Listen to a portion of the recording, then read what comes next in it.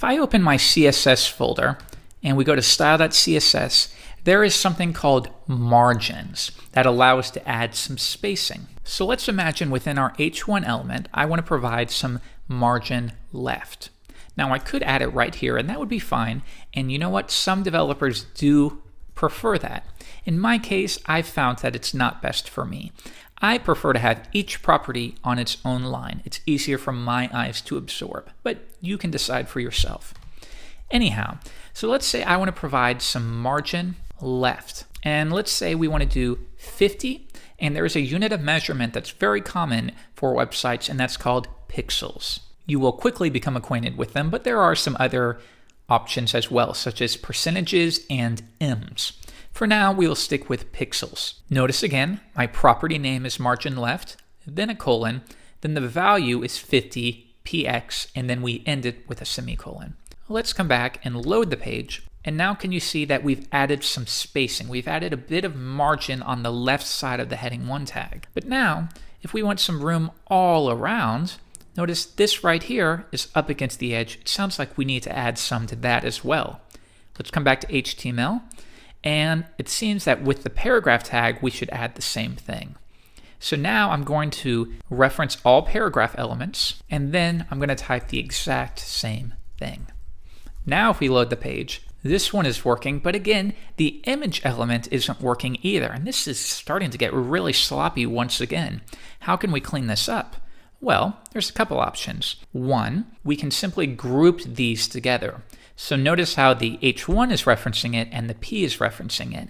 We can specify multiple elements by using a comma within our selector.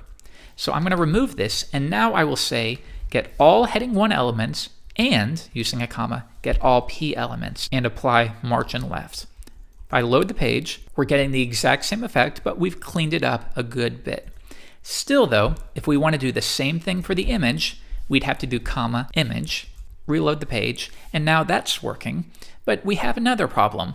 We would have to do this for every single element on the page, and when we are referencing it like so, what if you have an image later in your document that you don't want to receive all of this margin? This is a bad practice. Instead, it's customary to wrap related material within something called a div, or there are other choices as well. In this case, we will use a div. Wrap everything we want to include within a div, and then I will indent it.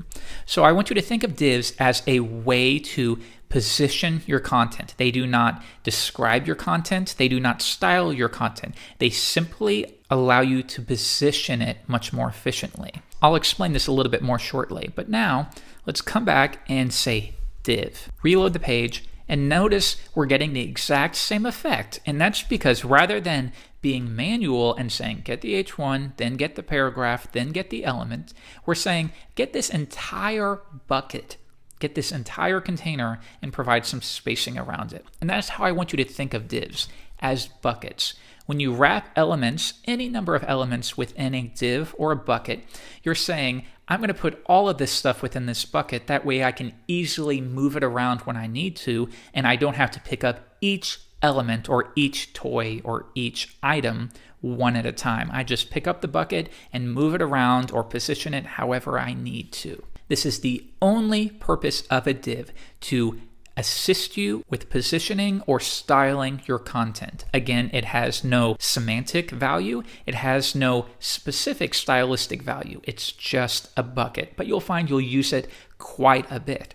For example, if we go back to NetTuts, you'll notice that the entire, if I zoom out, our entire website seems to be positioned in the very middle. And that is because this entire main section is wrapped within a div. And then we can say get that parent div and make sure that the spacing on the left and the spacing on the right is the exact same value. Let's see how we could do that on our project. We have a wrapping div, and now again, I'm going to be very generalized. Remember, when I say this, I'm not saying get just this first div. You are saying select every single div on the page. You'll get to the point where you need to be more specific, but for now, we don't need to. Now, if I set margin to auto, we're telling the browser to automatically determine what the margins should be. Next, I'm going to specify a width for our div. So I'm going to say a width of 500 pixels. Now, let's see what that does. If I load the page, notice it moved it to the middle. So this might be a little more understandable if we first add a background color of red. Now, you can see that we've created a bucket or a container that's 500 pixels high.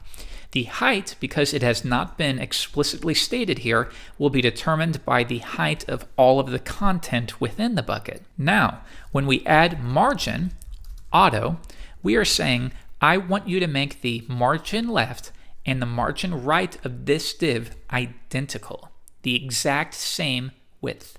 And the only way that's possible is if this is perfectly centered on the page. That way, the spacing on the left will be 400 pixels or so, and the spacing on the right will have to be the exact same value.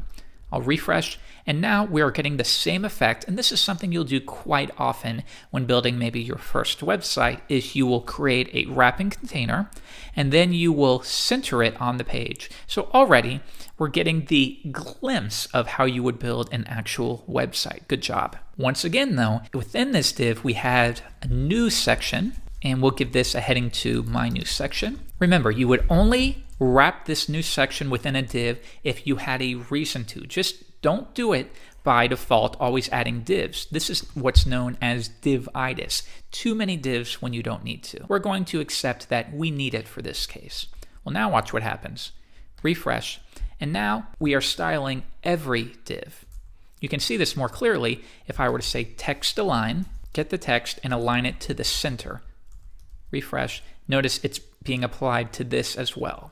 So if you want to only reference a parent div, we need a way to identify it, and you'll learn that in the next episode.